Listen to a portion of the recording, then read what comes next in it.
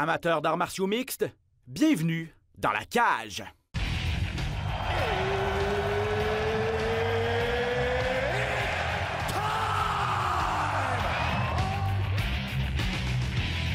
Introducing first, Benoît Baudouin, RDS Info à Las Vegas. and now introducing his opponent. C'est terminé! Victoire de Patrick Côté! Merci beaucoup tout le monde au Québec.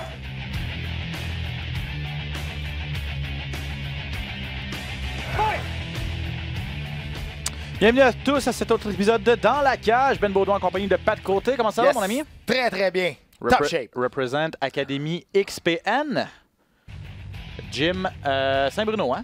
C'est à Saint-Hubert, c'est à Ok. côté des promenades Saint-Bruno, là, 1559 Boulevard des Promenades, à côté de la SAQ Dépôt. D'habitude, le monde le savent c'est où. Si vous voulez aller rencontrer Pat Côté, donne des cours là-bas, entre autres. Yes. Un des actionnaires du gym. Beaucoup d'athlètes de Exactement. haut niveau qui s'entraînent là-bas. Mais c'est ouvert, monsieur, madame, tout le monde aussi. Ouais, exact. Donc, Exact. vraiment une belle place. En fait, je suis jamais allé, mais j'ai vu des photos. Donc, vraiment une belle place. Parce que je dis ça, ceux qui veulent voir Patrick Côté, son joli minois, dans la cage, maintenant disponible sur la page YouTube de RDS. Ouais. Donc, YouTube RDS-CA. Nous y sommes avec tous nos autres collègues qui font des podcasts chez nous à RDS. Boxe, football, hockey, tennis, fitness. Bref, il y en a une panoplie. Il y en a pour tous les goûts. Donc, Yes. allez voir, allez jeter un petit coup d'œil là-dessus.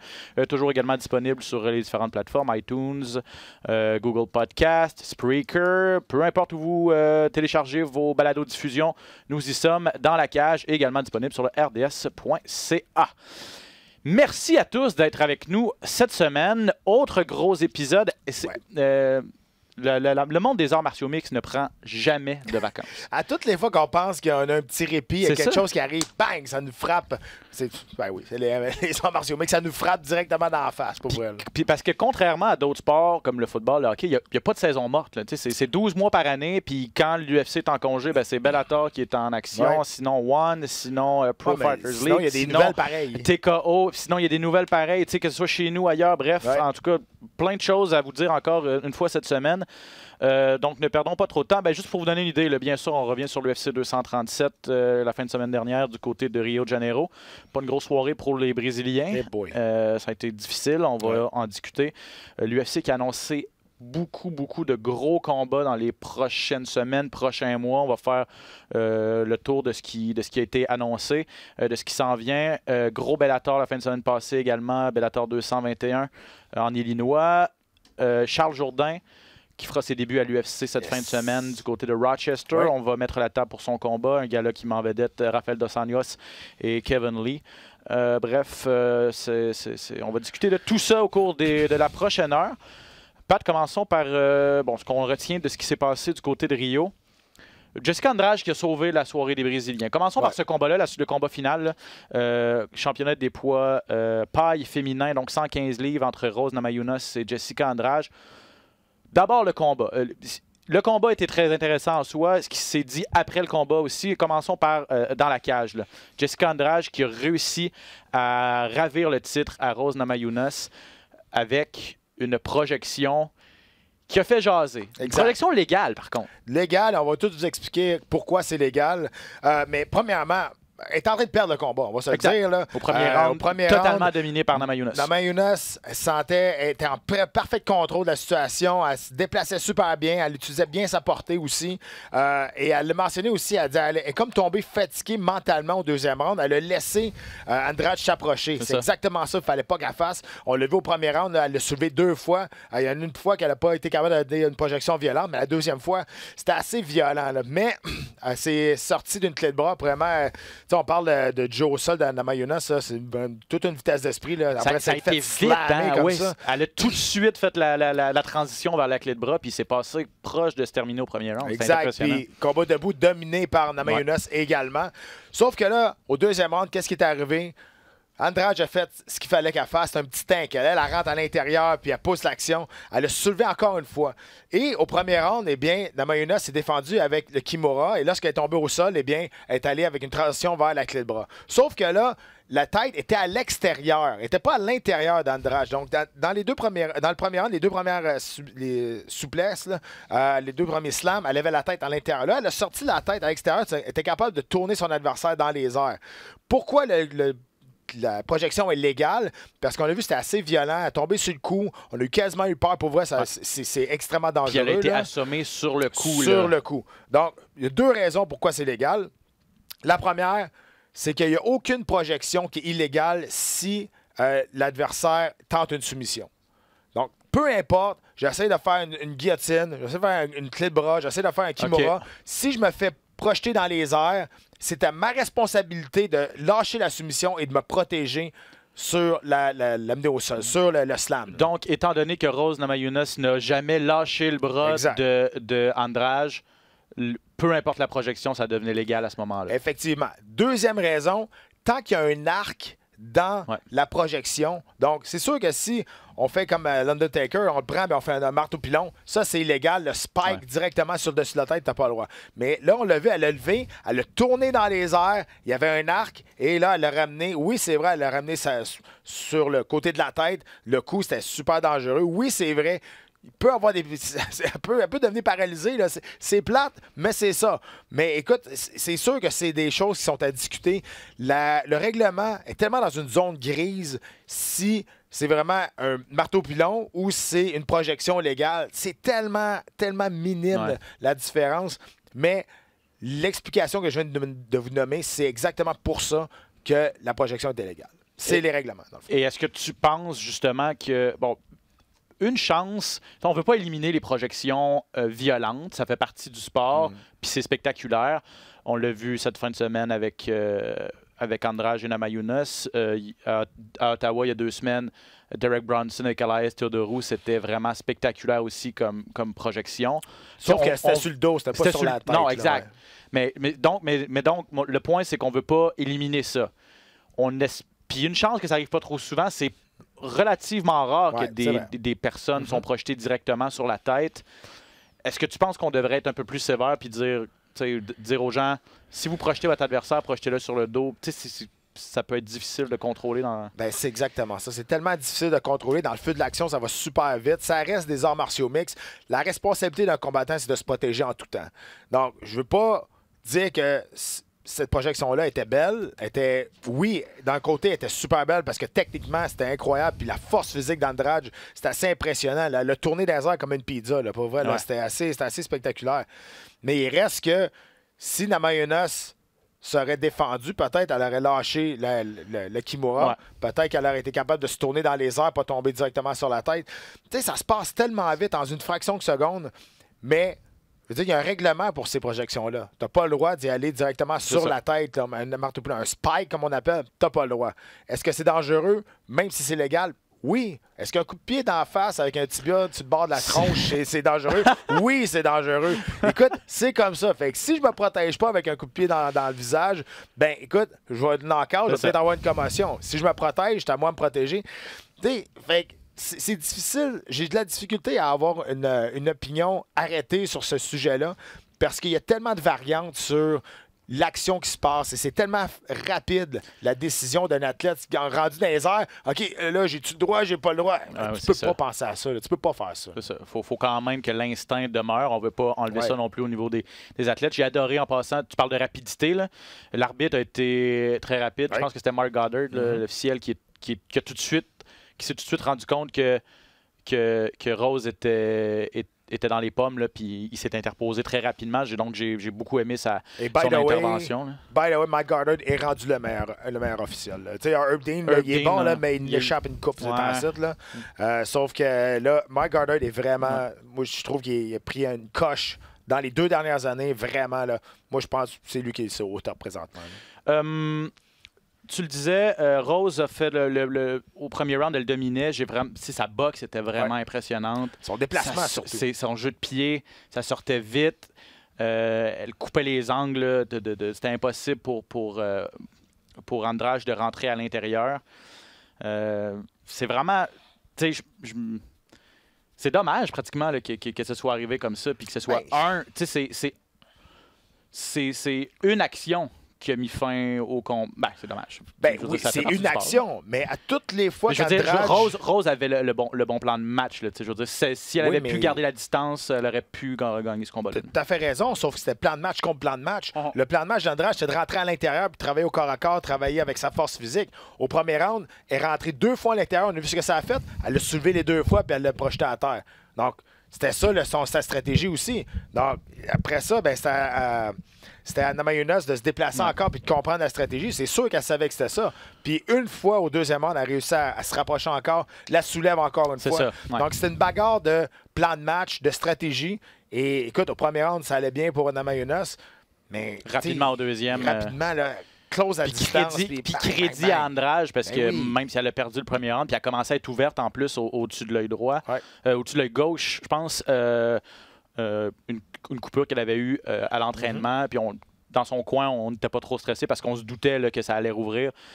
Elle n'a jamais arrêté, puis elle a réussi. Donc, tu sais, crédit à Andrade, elle a vraiment pas volé la ceinture. Je disais d'entrée de jeu que c'était intéressant ce qui s'est passé après le combat. Parce que là, ça fait comme 3 semaines en ligne qu'on parle de combattants qui sont plus sûrs, là, on dirait. Là, puis qui n'ont pas l'air d'avoir le feu sacré.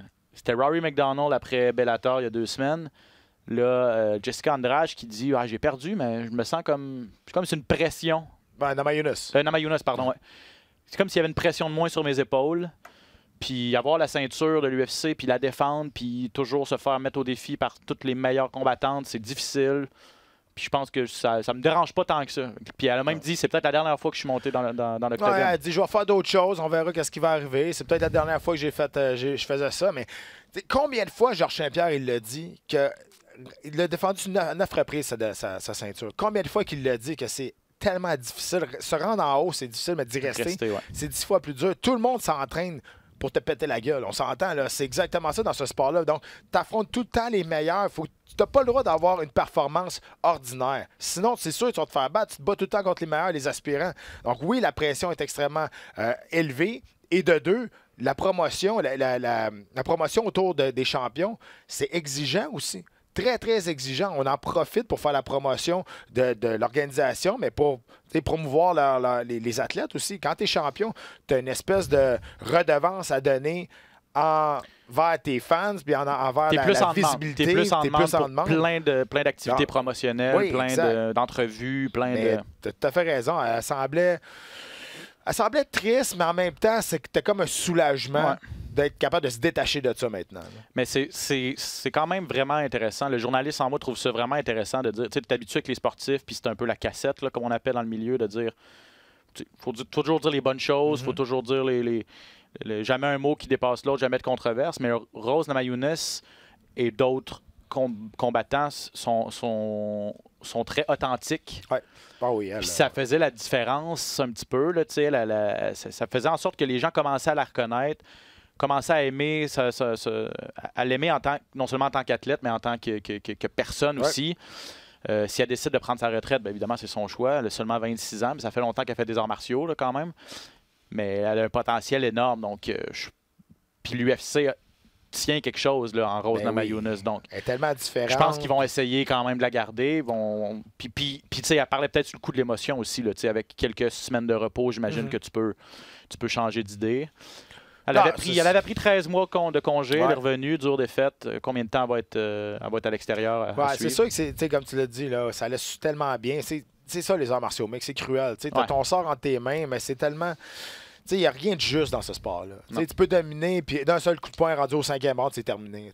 C'est comme ça, mais c'est ce qui fait la beauté de ce sport-là aussi. Quand tu regardes, il y a 4 catégories de poids chez les femmes, puis il y en a 3 qui sont détenues par des Brésiliennes.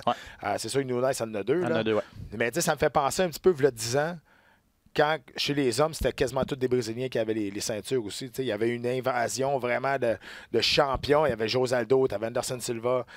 Écoute, tu en avais beaucoup. Tu avais Junior Dos Santos. Dos Santos, exact. Il y en avait là, vraiment, vraiment beaucoup. Donc là, on dirait que chez les femmes, là, ça commence à exploser un petit peu plus. Donc, c'est sûr que ça va être difficile. D'un, ça va être. Moi, je vois quasiment personne est capable de battre Nunes présentement, là. Même Morleone, là, ça s'en vient, là, mais ça va être extrêmement difficile. Puis Andrade, la manière qu'elle s'est comportée, est revenue après de l'adversité du premier round. Écoute, ben, pas tassée de là.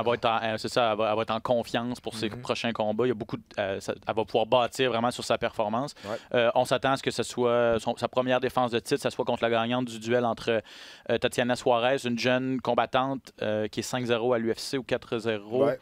Je vais aller vérifier juste ça ici. Et Ninan Sarov qui est sur 4 victoires de suite. Tatiana Suarez, 7-0 là, dans sa carrière. Ouais, elle est solide pour vrai. Ouais. Elle est vraiment solide. Elle peut être vraiment une adversaire très, très dangereuse. Moi, je pense qu'elle va passer à travers Anzarov. J'ai jamais rien de facile. 4 victoires à l'UFC. l'UFC, Tatiana Suarez, 7-0 dans sa carrière professionnelle. Ces deux femmes-là s'affrontent le 8 juin à l'UFC 238. Et on parle d'un combat pour le... Ouais. Éliminatoire, là, en fait, pour savoir qui va occuper le poste d'aspirante numéro 1. Elle n'est pas petite là, pour 115 non, là, elle est grande, elle est quand même costaude.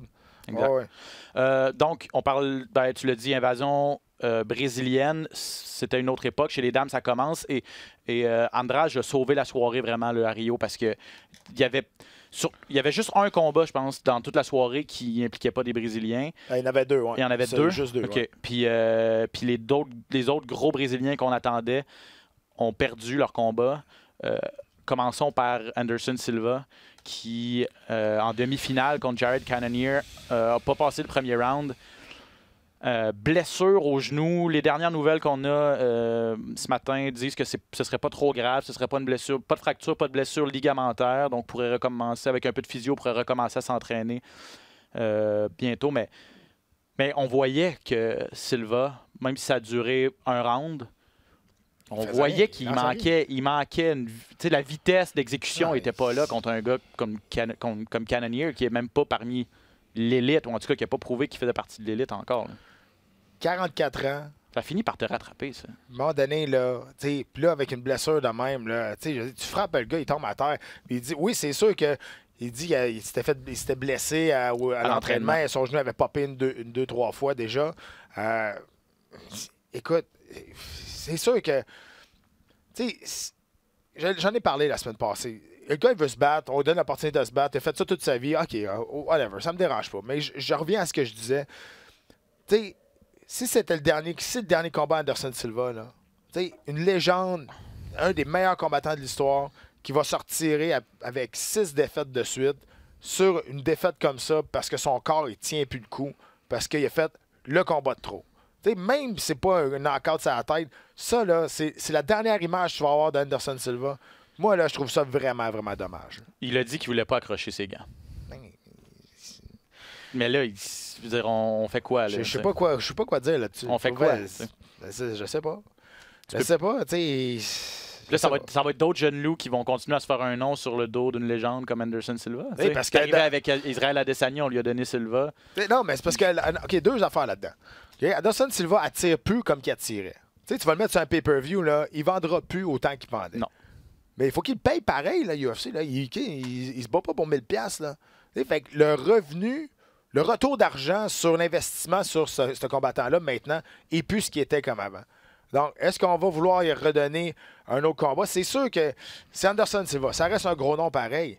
Mais à un moment donné, je ne sais pas. Tu sais, faut que tu sois plus intelligent que le sport. Puis il y en a plusieurs sur cette carte-là, on va revenir. Là. Il y en a plusieurs sur cette carte-là qui ça devrait être terminé. Là. À un moment donné, puis c'est triste de voir ça. Ça fait pitié quasiment.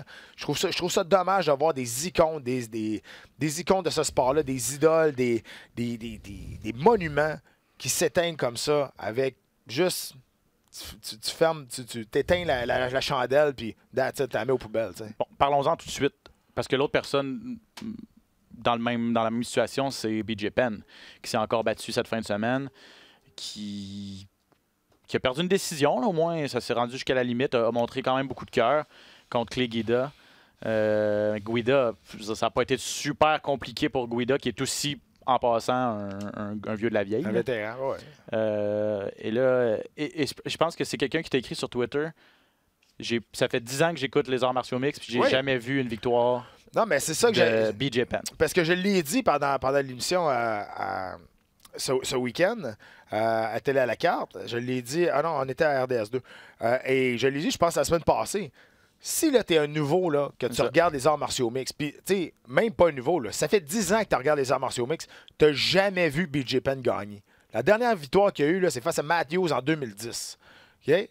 Si, là, ça fait 7 ans que tu suis les arts martiaux mixtes, t'es plus nouveau, là. Tu es quand même un fan, que tu connais ça maintenant, là. T'as jamais vu BJ Penn gagner de ta vie. Tu sais pas, tout ce que tu connais de BJ Penn, c'est qu'il a perdu ses 7 derniers combats. Tu sais pas qu'il a été champion dans 2 catégories. Tu sais pas qu'il a été un des... Il a commencé sa carrière professionnelle à l'UFC. Son premier combat professionnel. Prodige, ouais. Exactement. Son premier combat professionnel, il l'a fait au UFC. T'sais, 11 combats de championnat. 2 champions dans 2 catégories. Ça se termine comment? Puis tout ce qu'on voit, c'est l'image d'un gars de 40 ans qui est... qui fait pitié. Tu le vois dans son visage. Il est vieux. Il est pas qu'à 40 ans, c'est vieux, mais lui a l'air vieux. Il a l'air vieux dans un octogone. Ça marche pas. Puis je trouve que ça me fait... Pour vrai, là, ça me fait vraiment quelque chose de voir ça. Tu sais, BJ Penn, pour moi, c'est un icône. Ça a été un de mes combattants préférés de longtemps. Un de mes combattants préférés. Mais là, c'est dommage. Je trouve que ça fait pitié. Je trouve ça triste pour vrai de voir ça. Là. Donc, BJ Penn, défaite par décision unanime contre Clay Guida. Ça lui fait, Pat l'a dit, 7 défaites consécutives. N'a pas gagné depuis 2010. Pour Anderson Silva, c'est 6 défaites consécutives. 7 combats sans victoire. 7 combats sans... Non, mais c'est vrai, il a gagné contre Bronson. Ouais, ça veut dire... dire... On peut quasiment dire que c'est une défaite, ça. Il a été vraiment chanceux qu'on lui donne ce combat-là. Ces 8 derniers, là, c'est une victoire, 6 défaites et une nulle technique contre Nick Diaz, qu'il avait gagné, que Anderson Silva avait gagné, mais qui a été pour dopage, c'est devenu une nulle technique. Sa dernière vraie victoire, c'est contre Stephen Bonner en 2012, à l'UFC 153. À l'époque où on pensait qu'il était invincible. Oui, mais tout a chaviré quand il s'est fait knocker par Weidman, qui a dépassé la limite de l'arrogance. Ouais. Il y a toujours une ligne que tu ne peux pas dépasser. Que ce soit à l'extérieur ou à l'intérieur de l'octogone, dans ce combat-là, il l'a dépassé. Il niaisait complètement Weidman. Weidman, qui est resté dans son plan de match, il l'a knocké. Et depuis ce temps-là, plus jamais été le même par la suite. Je comprends, par la suite, il s'est cassé la jambe. Ouais. Et whatever. Il n'a jamais été capable de revenir de cette défaite-là. Exact.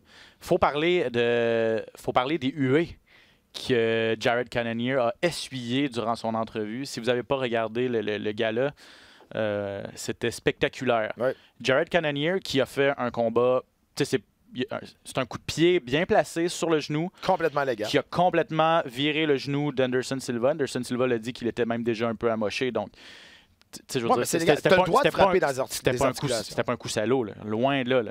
Non, mais c'est pas illégal de frapper dans des articulations. Non, c'est ça.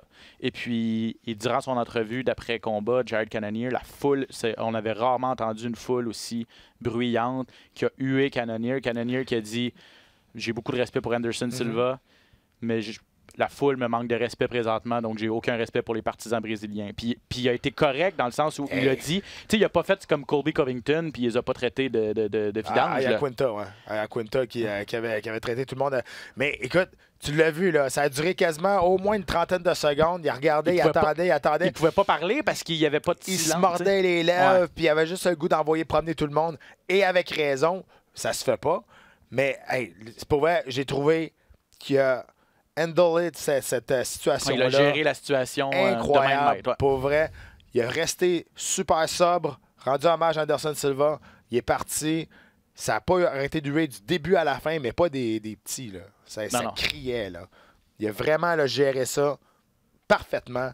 Puis tu l'as vu au début, là, il se mordait les lèvres, puis il avait donc le goût de dire à tout le monde de se la fermer. Mais il a vraiment bien fait ça.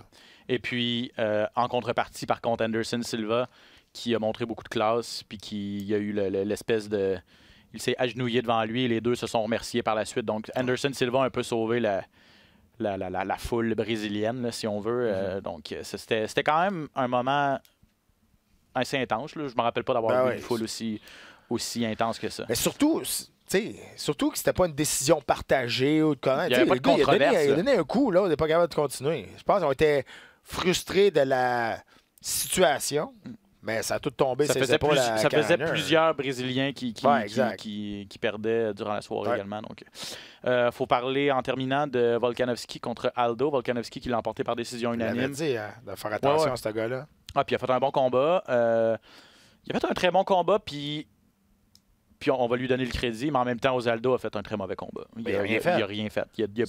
Sont où les coups de pied dans les jambes de José Aldo? Ils sont passés où? Il les a perdus dans la ruelle, il les a perdus à quelque part. Là. Il n'y en a plus. Il kick plus.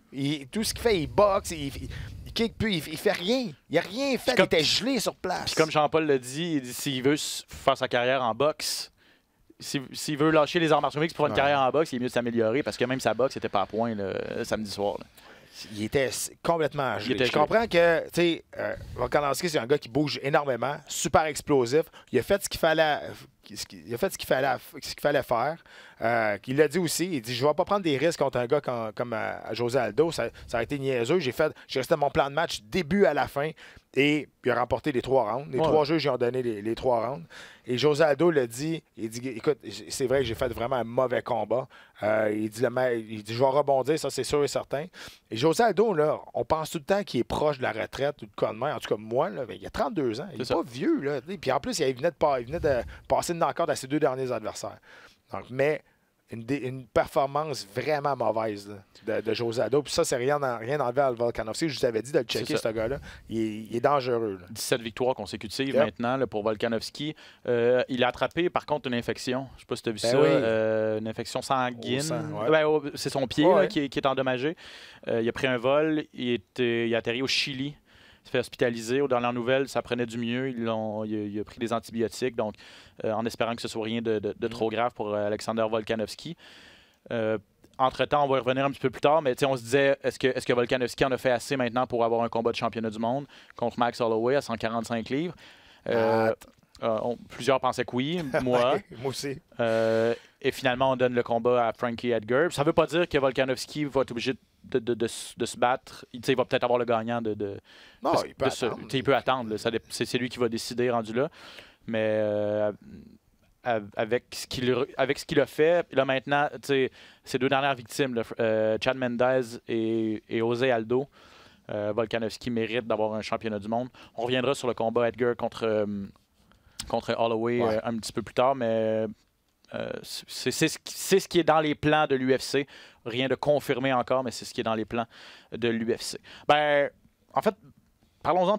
Est-ce que tu veux dire un mot sur Antonio Rodrigo Nogueira, qui a perdu une autre légende brésilienne, 42 ans, qui s'est fait passer un KO par Ryan Spann? Tu vois que c'est difficile. Là. Il a beaucoup ralenti. C'est déjà battu au Pride, là, donc c'est pour vous dire que comment c'est un vétéran. Oui, il avait gagné son dernier combat.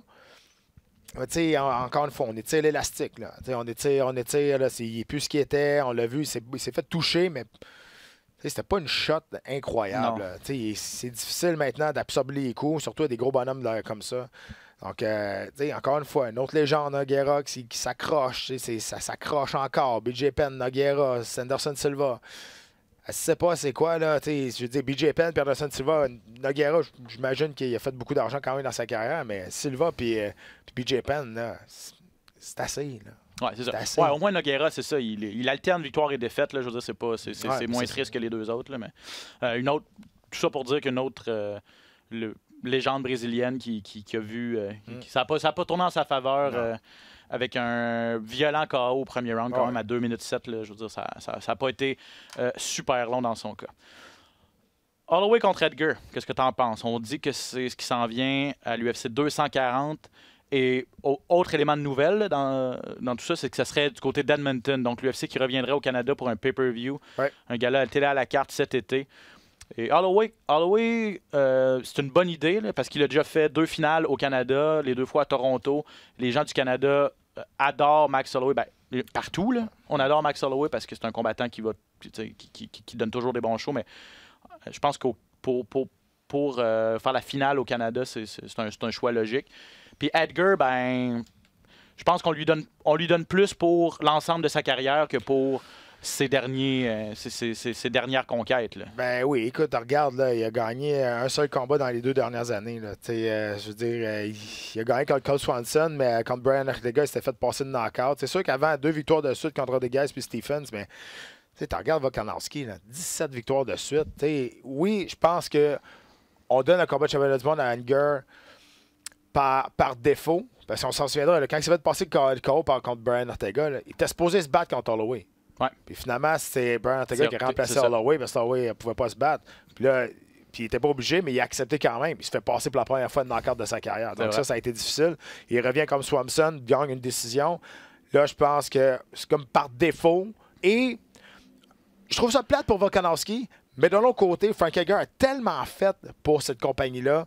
C'est le Rocky des arts martiaux mixtes. Frank Edgar, quand il a commencé, c'était pas un grand talent. Là. Mais, tu sais, je dis, on l'a vu des guerres contre Maynard, on l'a vu des guerres. Il revient tout le temps. C'est vraiment, pour moi, là, c'est le Rocky Balboa de l'UFC, Frank Edgar. Et je trouve ça correct qu'on lui donne quand même une chance de redevenir champion du monde.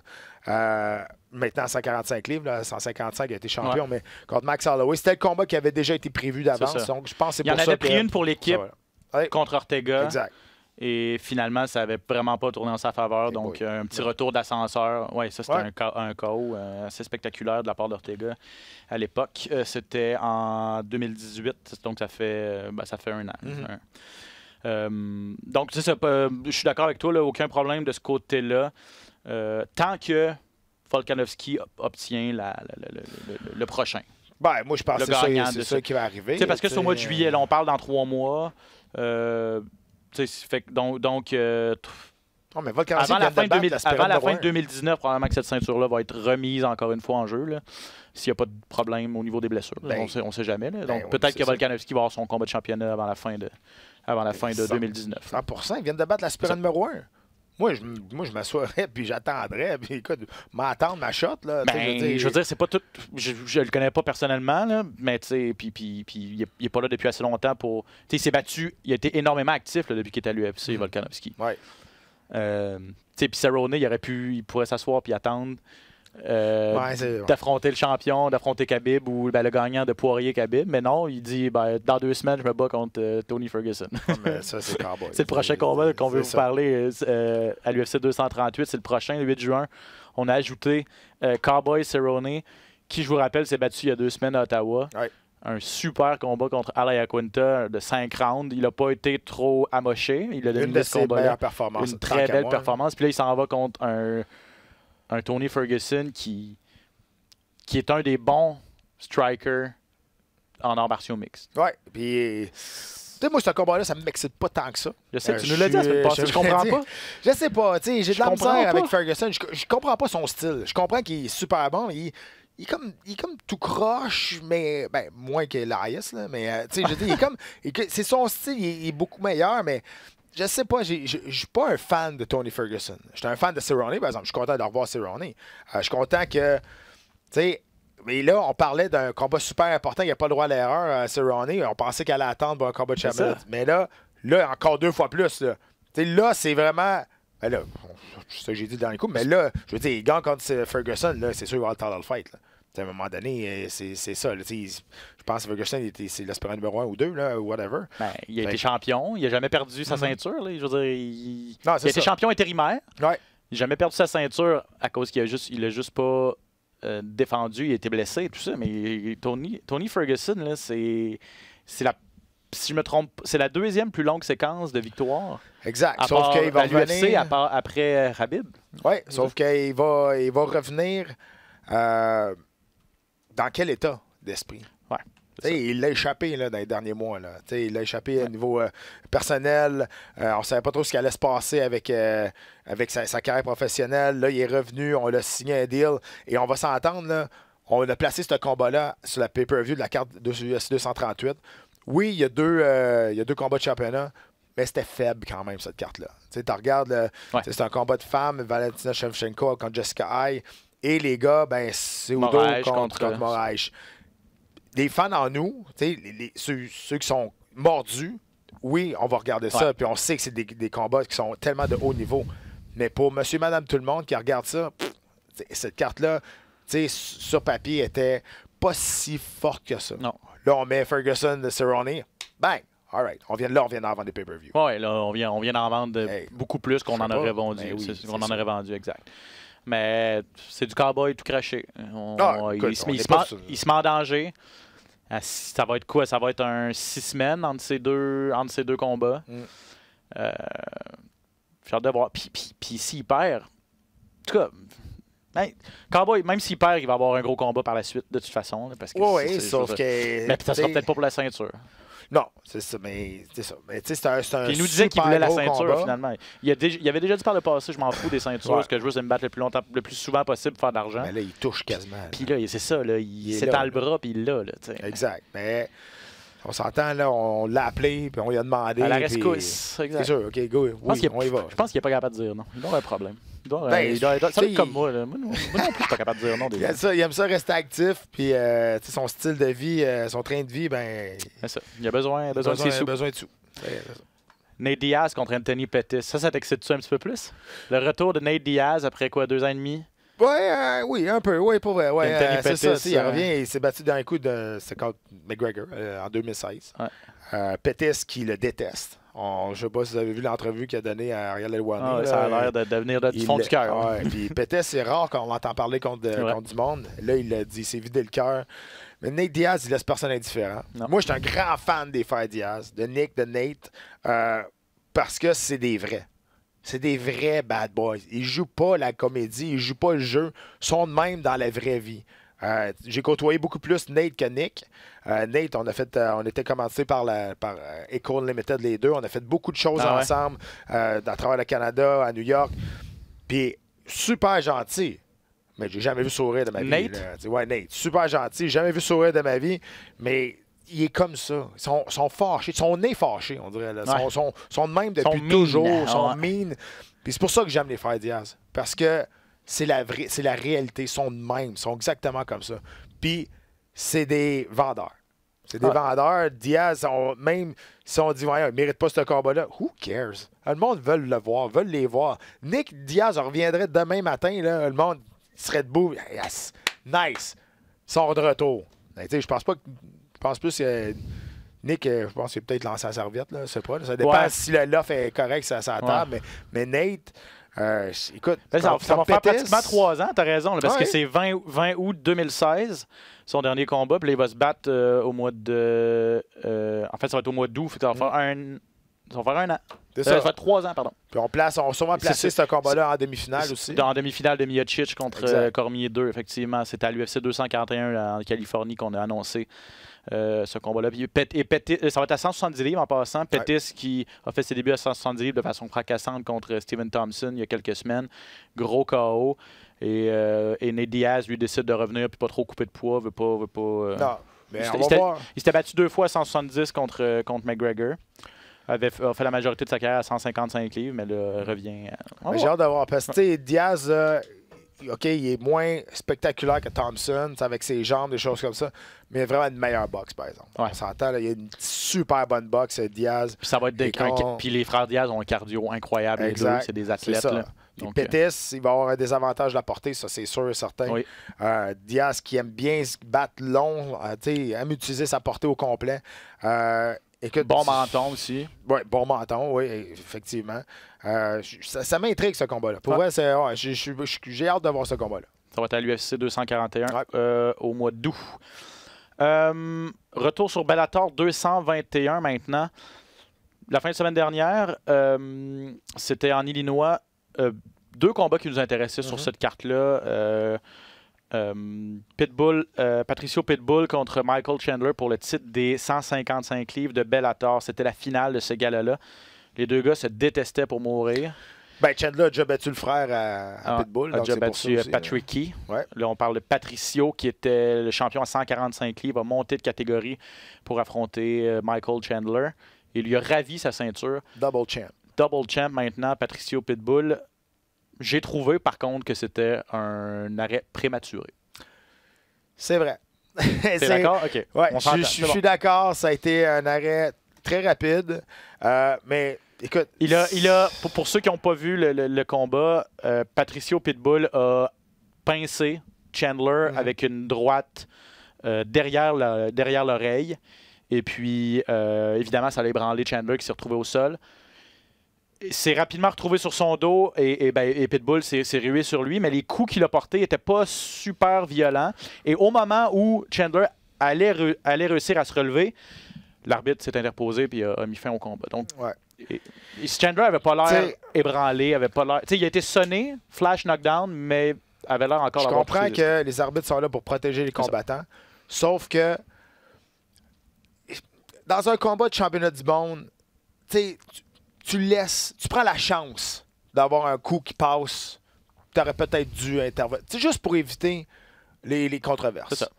Ça fait un petit peu penser à Cejudo contre De La Hoya au mois de janvier. Ouais. De La Hoya se relevait et finalement l'arbitre s'est interposé. Exact. Mais écoute, Chandler, il était ébranlé. On s'entend. Là, sauf qu'il se défendait intelligemment, il bloquait. Il n'y a pas de coup comme tel qui a passé le coup d'assommeur. Il bougeait. Est-ce que l'arbitre a paniqué? Est-ce que l'arbitre manquait d'expérience? C'était Mike Beltran, me semble. C'était Mike Beltran. Les tresses, là. Et c'est un arbitre qu'on connaît pour être pas super patient avec les coups. Ouais. Sauf que dans un combat tellement important comme ça, écoute, pas hésiter, mais peut-être avoir une petite patience de surplus. C'est juste pour être sûr et certain. Peut-être, sauf que, écoute, je veux rien enlever à Pitbull. Puis Pitbull, on lui a dit, penses-tu que c'est... Who cares? C'est moi le double champion maintenant. Là. Et puis, on va bien parler, mais ça changera. Et Chandler a pris ça comme un homme aussi. Il a dit, regarde, j'en ai eu dans ma carrière, moi aussi, des victoires où l'arbitre s'est interposé un peu rapidement. Maintenant, c'est allé de l'autre côté. J'étais correct, mais je respecte la décision de l'arbitre. Puis il dit, c'est pas évident. C'est un job qui est pas évident, qui est ingrat. Il dit, regarde. Mais il a dit... Allons, let's go pour la revanche. Là. Il a terminé, let's run it back. Donc, t'es arbitre, tu peux jamais gagner. Non, exact. Est-ce que Bellator va vouloir refaire ça pour dissiper toute controverse, peut-être, à suivre? En demi-finale, Diego Lima contre Michael Venom Page. Première demi-finale du Grand Prix à 1 million de dollars chez les mi-moyens. Ouais.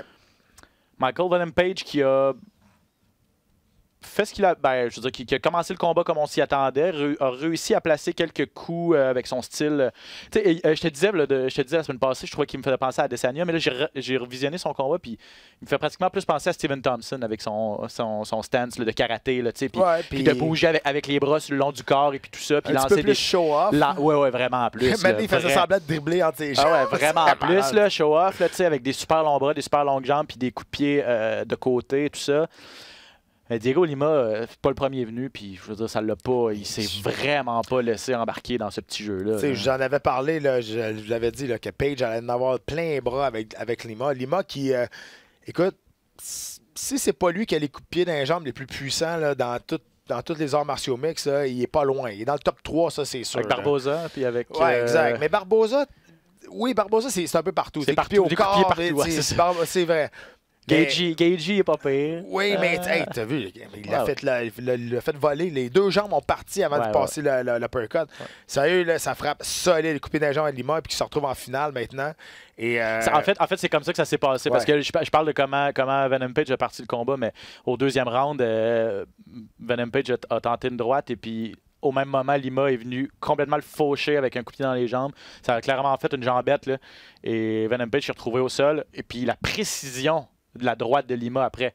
Au moment où Venom Page se relevait sur ses genoux, bang! Le coup de poing, terminé. Merci, bonsoir, on ferme les lumières. Mais fallait voir de plusieurs angles, hein, parce qu'il y a un angle de caméra, on dirait qu'il n'a pas touché. Ouais. Mais quand tu regardes de l'autre côté, c'est vraiment, il a touché juste à la bonne place, tombé mou comme une guenille, puis écoute, ça en était fait un coup de poing, c'était terminé. Donc, c'était pas évident parce que c'est ça prenait de la précision pour placer ce point-là au moment où Page se relevait. Donc, Lima n'a pas volé sa place en finale du Grand Prix Bellator. Là. Et là, il faut dire que l'arbitre a fait une bonne job. Oui, si en font des bonnes, il faut le dire aussi. Ah, ouais, exact. Non, il s'est interposé rapidement. Ça va être cool de voir ça parce que là, on sait que Gracie va affronter Rory McDonald dans l'autre demi-finale. 14 juin, c'est ce qui est prévu à New York. Si McDonald gagne, on va avoir Lima McDonald 2. Exact. Où est-ce que McDonald est allé chercher la ceinture de Bellator face à Diego Lima. Exact. Ça pourrait être intéressant de voir ça. Là. Je pense que c'était ça le... On misait beaucoup sur MVP. Ouais, c'est vrai. Sur Page, on misait beaucoup sur lui. Oui, exact. Page est une vedette de Bellator là, qui a fait sa carrière. Lima aussi a fait pas mal sa carrière. C'est sa première défaite chez en carrière Bellator. aussi.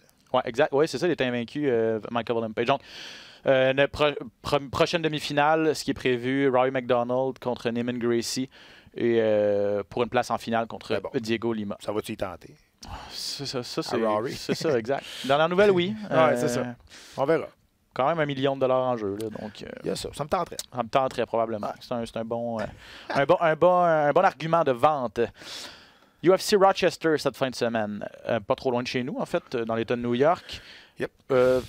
Commençons avec les débuts de Charles Jourdain contre Desmond Green. Charles Jourdain, on a fait des entrevues avec lui. Vous pouvez aller revoir ça sur le site de RDS. Lorsque son combat était annoncé, il nous parlait que ça va être un beau défi. De 1, il se bat à 155 livres, qui n'est pas sa catégorie de poids naturelle. C'est plus un 145 livres. Donc, il devrait concéder au niveau du gabarit à Desmond Green. Ouais. En plus, Green, c'est un lutteur. On sait que c'est pas la force de Charles. Donc, il se met en danger, là, Charles Jourdain, pour ses débuts à l'UFC. Je ne sais pas trop à quoi m'attendre, là, en fait. Faut faire attention. C'est pas la force de Charles. Sauf on dit ça à cause qu'est-ce qui est arrivé à son dernier combat. Okay? Son dernier combat s'est battu contre un gars qui était énorme, à 155 livres aussi. Lapillus. Lapillus, qui est un lutteur, il a dominé au niveau physique. Sauf que ce combat-là là, a été mis sur la carte à 4 heures d'avis du gars-là. Là, il s'est préparé pour un lutteur. C'est différent. Le minding est différent pour Charles. Et s'il est capable de stuffer Desmond Green une ou deux fois, Green va vouloir échanger debout. Et debout, il y a pas une... c'est pas propre. Là. Il swing, il est large. Tandis que Charles c'est plus propre. C'est une boxe à point, bien appliquée, plus technique. Donc ça, c'est la clé de ce combat-là. Déplacement, être capable de bloquer 2 ou 3 amenés au sol. Green, c'est pas un combattant, c'est pas un lutteur qui est énormément technique. C'est un lutteur qui est super explosif, fort physiquement aussi, qui niaise pas longtemps dans la cage avec le double leg. Souvent, il va te rentrer, il va aller chercher le double leg. Tout de suite, il va prendre le rebound de la clôture pour swiper les jambes puis vraiment l'amener. Donc, si tu recules en ligne droite, t'es mort. Donc, il faut vraiment que tu te déplaces comme il faut. Autour de lui, tu vas circulaire, comme que tu es supposé faire. Tu n'es jamais supposé reculer en ligne droite. C'est sûr qu'assis dans le salon, c'est plus facile à dire qu'à faire. Mais Green, d'après moi, va être très agressif en début de combat. Va vouloir surprendre Jourdain pour pas qu'il retrouve ses repères dans l'UFC. Son premier combat, Jourdain, je pense, c'est 7 contre 1 dans les cotes. Les preneurs au livre, ouais. Exact. J'ai vu ça tantôt, ça a passé. 7 contre 1. Moi, je pense qu'on va mettre de l'argent. Ouais. Ah oui? Ah, c'est sérieux, moi, j'ai bien... Pour vrai, là, j'avais plus peur. À 7 contre 1, il n'y a pas beaucoup de danger, en fait. Le risque en vaut la chandelle. Pour vrai, moi, là, j'avais plus peur pour Barrio contre Sanchez, qui a fait une performance vraiment solide. Il a perdu son combat, mais il a réussi sa rentrée, que pour Charles. Je ne sais pas, j'ai vraiment un bon feeling pour Charles Jourdain, ce combat-là. Il va être préparé pour un gars un style qui l'attend. Pas comme Lapillus à son dernier combat qui était préparé comme pour Ronson, qui allait rester debout, qui allait se planter. Je trouve que c'est très, très différent. Juste l'aspect mental. J'ai vraiment, vraiment un bon feeling pour Charles. Charles a un talent incroyable et il a un style ultra spectaculaire. Et s'il est capable de livrer ce genre de performance-là, money, ça pourrait devenir une super vedette de l'UFC. Desmond Green qui a aussi gagné son dernier combat par KO. Donc on dit que c'est un lutteur, là, mais je veux dire, il a quand même... il a peut-être pris goût aussi à vouloir échanger. Il a peut-être pris goût à ce style-là, puis il va être chez lui. Ouais. Donc, si Charles va avoir la pression de son premier combat à l'UFC dans la Grande Ligue, lui, Pearson, va avoir la pression de livrer la marchandise et d'offrir un bon spectacle chez lui. C'est sa ville natale du côté de Rochester. Donc, et en même temps, là, je te dis, là, moi, je pense la meilleure chose quand tu te bats pour ton premier combat à l'UFC, c'est pas chez vous. Être ailleurs. Ah oui, c'est ça. Parce que quand tu es chez vous, là, faut que tu gères les billets. Faut que tu gères ça va passer où? Faut que tu gères la famille, les amis. Hey, t'es-tu prêt? On va aller te voir. Tout le monde t'appelle. Là, c'est ça, Green. C'est gossant. Green a peut-être une petite c'est ça, une petite pression supplémentaire à ce Puis niveau-là. Charles, ouais. ça va se battre pas si loin que ça, mais assez loin pour pas se faire gosser par des billets, puis quand ça vient avant. Tu comprends? Ça a l'air niaiseux à dire, là, mais quand tu te bats, là, puis à 4-5 jours d'avis, il y a du bon que t'appelles, hey, t'as-tu des billets, là? Ça gosse. T'as pas la tête à ça. Ouais, t'as pas la tête à ça, exactement. Puis quand tu te bats pas chez vous, ton premier combat à l'UFC, déjà là, ça là, déjà c'est quelque chose que t'as pas besoin de t'occuper. Donc, ça va être très intéressant. Charles Jourdain qui va faire ses débuts contre Desmond Green. Ça va être présenté sur les ondes de RDS2, Exact. cette carte-là. Il va être le 3e combat de l'après-carte. Donc, nous, on va le présenter, là. Ouais. Donc, il va être le 3e combat quand on va commencer l'émission. Ça commence. Est-ce que tu sais à quelle heure ça commence? C'est peut-être 19h, si je me trompe Je vais pas. Là. vérifier. Ouais, je pense bien que c'est 19h. Donc, il serait le 3e combat présenté sur les ondes de Ouais, RDS2. donc, autour de 8h30. Excellent. Ouais. Je vais aller Quelque voir chose de de toute façon, mais Kevin Lee contre Rafael Dos Anjos, ça va être la finale. Autour de 8h. Autour de 8 heures, excellent. Kevin Lee contre Rafael Dos Anjos, Pat, c'est la finale de ce combat-là à Rochester.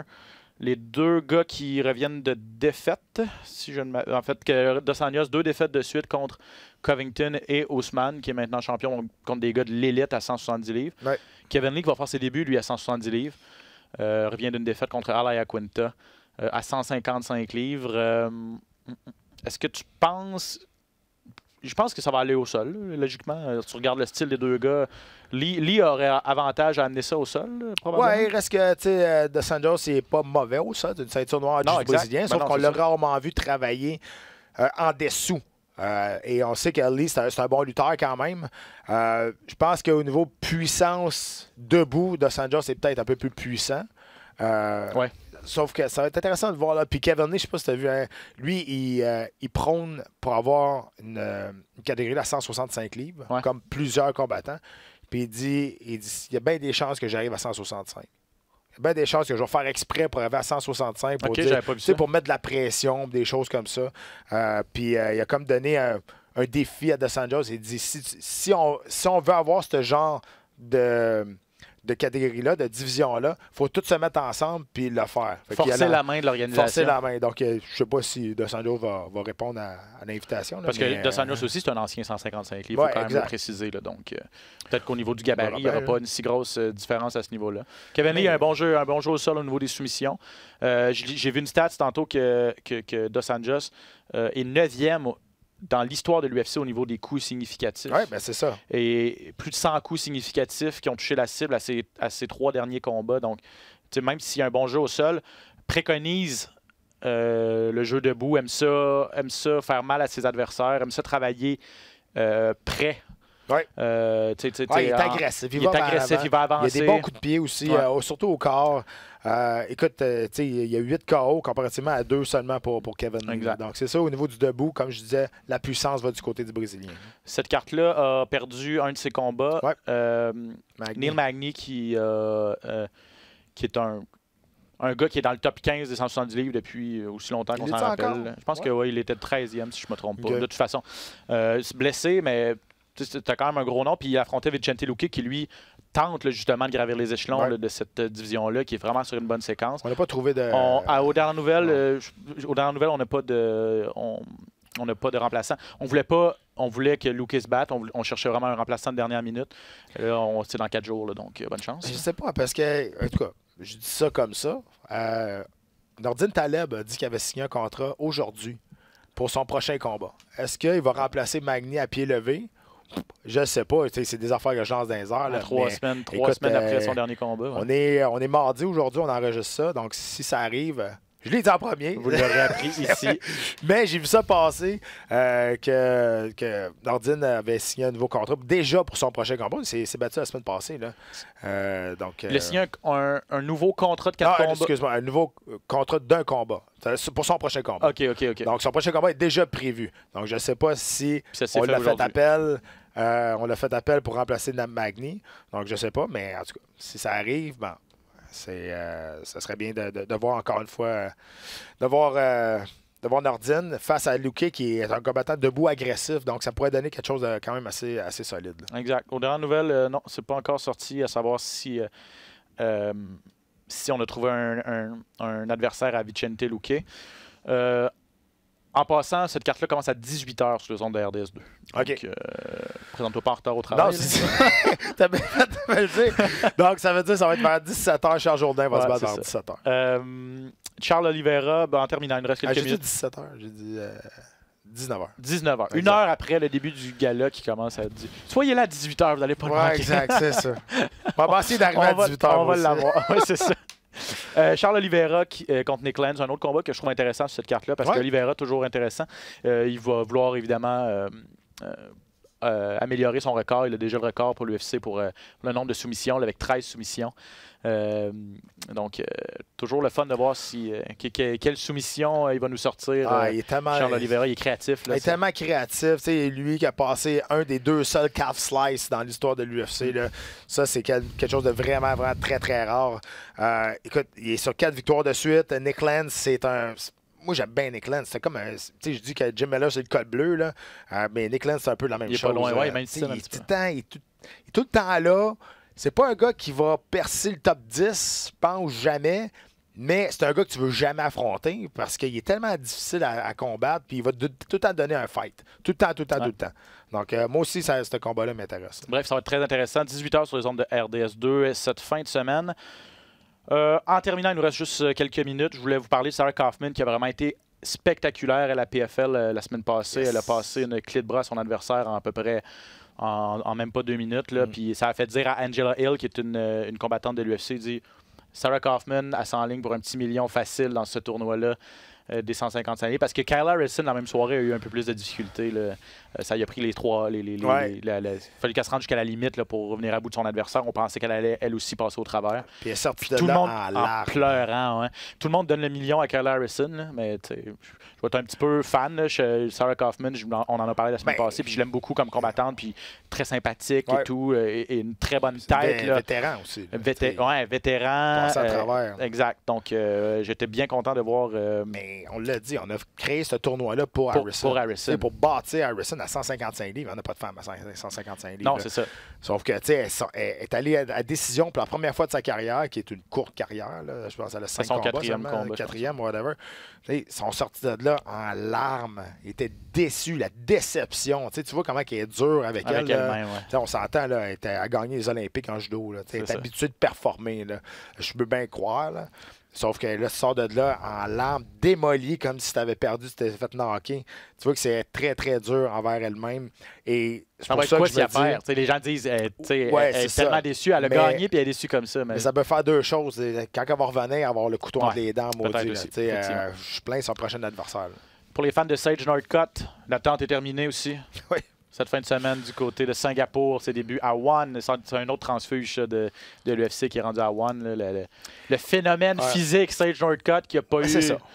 Le phénomène physique. On a tellement bâti du hype autour de lui. C'est vrai qu'il y a une shape... Il est dessiné au crayon, là, ça n'a pas de bon sens. C'est fou, là. Sauf qu'il n'a jamais été capable de répondre aux attentes qu'on avait bâties autour de lui. Une shape, c'est pas tout dans la vie. J'aimerais bien savoir la sienne. Là, regardez Daniel Cormier. Cormier qui a de l'air d'un petit papa puis qui est champion du monde dans 2 catégories de poids à l'UFC. Ouais. Je veux dire, il y a les aptitudes aussi, il y a le talent, puis il y a l'effort que tu mets à l'entraînement. Bref, tu sais. Mais il n'est pas mauvais, Northcutt. Non. C'est juste que, tu sais, il y avait... C'est le danger du hype. C'est tellement dangereux du hype. Là. Tu mets ça autour de quelqu'un, ça met beaucoup de pression sur la personne qui a du hype autour de lui. Mais après ça, il faut que tu livres la marchandise. Puis Northcutt, il n'est pas mauvais. Là. Il est super spectaculaire, puis il fait des... Mais il n'était pas rendu... On l'a monté beaucoup trop vite. Et le monde s'attendait déjà à ce qu'il se batte pour le championnat du monde dans 2 combats. Il n'était pas rendu là encore. Là. Il était vraiment unidimensionnel. Là. Du niveau du combat debout, je comprends. Mais là, tu es tombé à terre, là, Barberena, qui a passé un entraînement triangulaire qui n'était même pas fermé. On n'est pas abandonné là-dessus. Ben, c'est ça. Il était vraiment, vraiment rookie à terre. Oui, c'est ça, exact. Donc, ça va être contre un vétéran, un gars qui s'est battu longtemps à Bellator, Cosmo Alexandre, en demi-finale de One qui se déroule à Singapour ce vendredi. Ouais. Donc, dans la nuit de vendredi à samedi chez nous. Ne manquez pas l'UFC RDS 2, le début de Charles Jourdain, 18h samedi soir. Combat qui met en vedette Kevin Lee contre Rafael Dos Anjos du côté de Rochester. On va être le 3e combat, Charles. Donc, le 3e combat de la soirée, exact. Le 3e combat de la soirée, donc à 19h. On va en discuter la semaine prochaine. Soyez des nôtres pour un autre épisode de Dans la cage. Au nom de Patrick Côté, ici Ben Baudouin. Merci beaucoup d'avoir été là.